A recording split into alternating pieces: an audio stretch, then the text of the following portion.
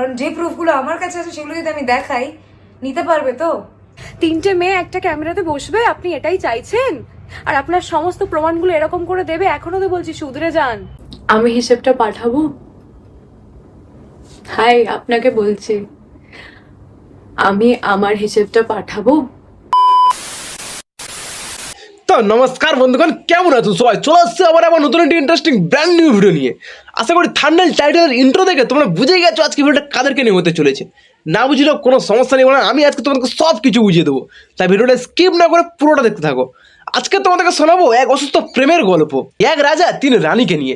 সময়টি ছিল 1945 সাল, যখন ইংরেজরা আমাদের ভারতবর্ষ দখল করে সেখানে রাজ করতো। তখন আমাদের মহারাজ ছিল সায়ন্ত মোদক এবং তার 3 রানী ছিল দেবচন্দ্রিমা, প্রিয়াঙ্কা মজুমদার ও কিরণমালা, কিরণ মিত্র। আর এই শেষের রানীটি ছিল খুবই দুর্বল প্রকৃতির, খুব কম সময়ের মধ্যে রাজাকে অনেক ভালোবেসে ফেলেছিল। বাট আমাদের মহারাজ ছিল অনেক উদার মনের মানুষ, সকলকে সমানভাবে ভালোবাসতে চাইতেন। তাই তিনি 1.5 থেকে 2 মাস এই কিরণ মিত্রের সাথে থাকার পরে তার সাথে ব্রেকআপ করে নেয় এবং বেরিয়ে পড়ে নতুন একটা রানীর খোঁজে। তো যাই হোক বন্ধুরা, আজকে তোমাদেরকে দেখাবো কে সেই রানী যার জন্য আমাদের মহারাজ একের পর এক ব্রেকআপ করেই চলেছে। তো চলো তোমাদের বেশি সমালোচনা না করে ভিডিওটা শুরু করা যাক। আর হ্যাঁ, ভিডিওটা শুরু করার আগে অবশ্যই দয়া করে কানে হেডফোনটা লাগিয়ে নেবেন। তো চলো মনে বেশি আমাকে ভার আছে, ভিডিওটা শুরু করা যাক। Let's get and start.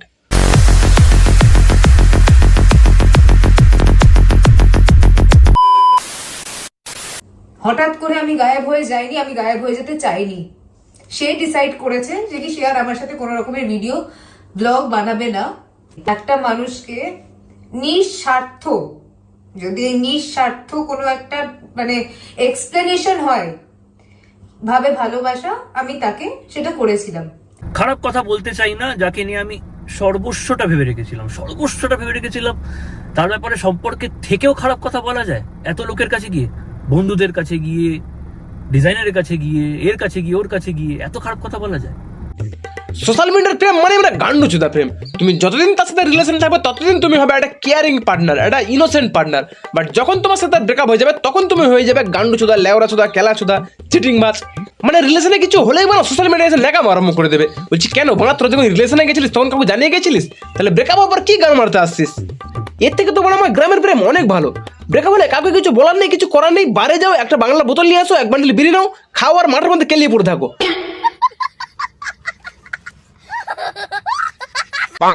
আজকে তার ব্যাপারেও এই কথা বলা হয় যে কি তার নাকি মানে সে নাকি নোংরা ভাবে কাজ করে আজকে সে কাজ পাচ্ছে। কি করে ওই কাজটা পেলো? হিন্দি তো বলতেই পারে না। এই কথাটা আমি আমার মা, আমার কাজ, আমার জীবনের দিব্যি খেয়ে বললাম, এই কথাটা আমি বলিনি। এই কথাটা আপনি তো নাকি বাবার দিব্যি খেয়ে মিথ্যা কথা বলেন না? বলে দেখান আপনার বাবার দিব্যি এই কথাটা আপনি বলেননি, বলে দেখান আপনি। মানে দিব্যি দিলেই সত্যি আর মিথ্যে প্রমাণ হয়ে যায়? তোমাকে তো বড় হাইকোর্টের বিচারপতি বানানো দরকার ছিল। আচ্ছা জাস্ট একবার ফিল করো তো, আমাদের দ্য কনফিউজ বক্স হরফে সায়ন্ত দা যদি সত্যি বড় কোনো কোর্টের বিচারপতি হতো তাহলে কেমন হতো?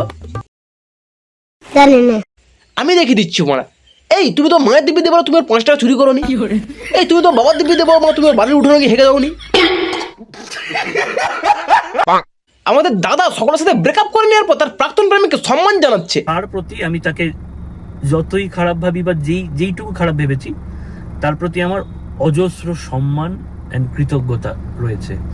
তা বলছি দাদা, তুমি যখন তাকে এতটাই সম্মান করতে তাহলে ছেড়ে ছেলে কি গান মারাতে? একটা রিলেশনের মধ্যে সকলে কি চাই? একটু সময়, একটু ভালোবাসা, একটু সম্মান। আর তুমি যখন তাকে এতটাই সম্মান করতে তাহলে ছাড়লে কেন? শুনেছি কারোর স্বভাবে ক্যারেক্টার নষ্ট হয় কারোর অভাবে, আর তোমার তো কোনো রকম অভাব আছে বলে আমার মনে হয় না। তো নিজের স্বভাবটা চেঞ্জ করো না।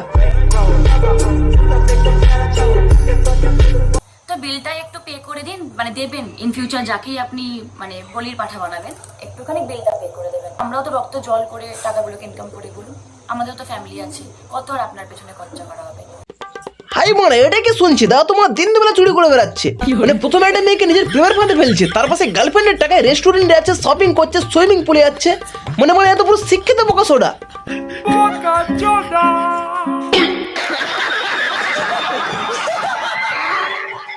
একটা তৃতীয় ব্যক্তির জন্য তার মনে হয়েছে একটা তৃতীয় ব্যক্তির জন্য তাদের সম্পর্কটা শেষ হচ্ছে। সে একটু চেষ্টা করলো না কিছু ঠিক করার? সে একটু কিন্তু আমার সাথে একটু বসেছিল, কথা বলেছিল এই বিষয়ে। আমাকে ক্লারিফিকেশন দেয়নি, তোমাদের দিয়েছে। আচ্ছা, তোমাদেরকে দিয়েছি আজকে মার্চ মাসে এসে। তাকে তার জন্মদিনের দিন রাতে কেক টেক কাটার পর রাতে প্রায় 1-1.5 ঘন্টা 2 ঘন্টা বসে ক্লারিফিকেশন দেওয়া হয়েছে যে এই আমার সমস্যা, আমার দ্বারা এটা আর হচ্ছে না, এই ব্যাপার, এই সেই।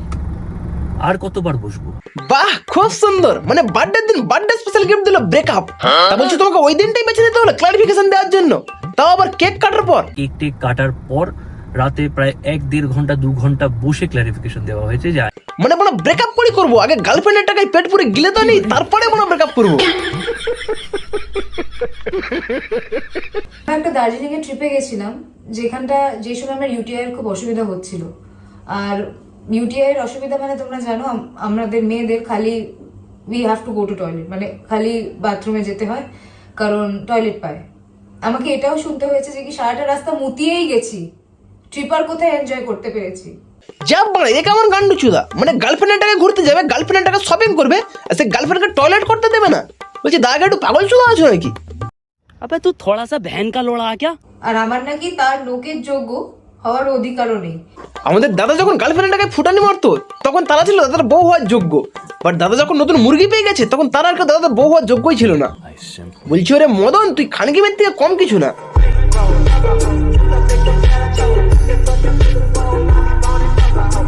প্রথম দিনে সব কিছু জানা যায় না, মানুষের সাথে মিশলে তারপর অনেক কিছু জানা যায়, কিন্তু তারপরেও সেটাকে এগিয়ে নিয়ে চলাকেই কিন্তু ভালোবাসা বলে।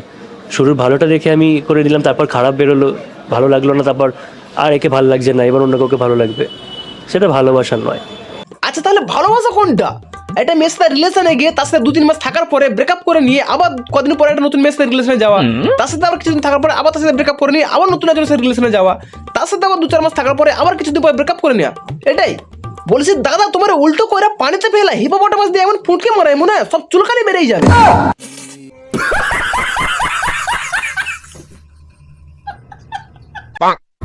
এটা নিয়ে শুনলাম বলা হয়েছে যে আমাকে বাবাই বলে ডাকবে না। হ্যাঁ, যখন সব শেষ হয়ে গেছে। সব শেষ হয়ে গেছে নাকি শেষ করে দিয়েছো? তোমার ভাগ্য বলো যে তোমার কালো পোড়া পদের মতন মুখ দেখার পরে ওই মেয়েগুলো তোমার সাথে প্রেম করেছিল। এবারে তো তোমরা আমাকে বলবে যে দাদা কোন ভগবানের পুজো করতো। দেখো দাদা ভগবানের পুজো করতো কি শয়তানের পুজো করতো সেইটা আমি বলতে পারবো না, বাট আমি এইটুকু শিওর যে দাদা গাঁজা খেত, কারণ ইতিহাস সাক্ষী আছে সুন্দরী মেয়েরা একমাত্র গাঁজাখোরদের প্রেমে পড়ে।